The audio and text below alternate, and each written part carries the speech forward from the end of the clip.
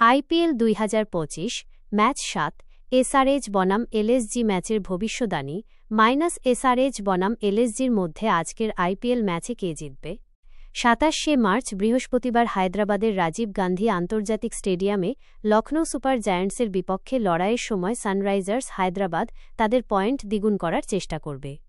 গত সপ্তাহে ঘরের মাঠে ব্যাটিং স্বর্গরাজ্যে রাজস্থান রয়্যালসকে ৪৪ রানে হারিয়ে সানরাইজার্স তাদের ইন্ডিয়ান প্রিমিয়ার লিগ ২০২৫ আইপিএল অভিযানের দারুণ সূচনা করেছে। ঈশান কিষানের দুর্দান্ত সেঞ্চুরির সুবাদে অরেঞ্জ আর্মি আইপিএলের ইতিহাসে দ্বিতীয় সর্বোচ্চ দলীয় সংগ্রহ ২৮৬/৬ সংগ্রহ করেছে। Henrique Klaasen, Travis head, Abhishek Sharma এবং নীতিশ কুমার রেড্ডিও রয়্যালসের বোলিং আক্রমণকে ধাক্কা দেওয়ার ক্ষেত্রে গুরুত্বপূর্ণ অবদান রেখেছেন।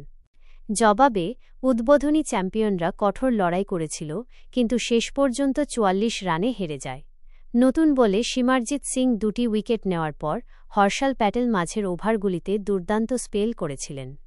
এদিকে দিল্লি ক্যাপিটালসের কাছে তাদের প্রথম ম্যাচে পরাজয়ের পর এলএসজি হতাশ হয়ে পড়ে।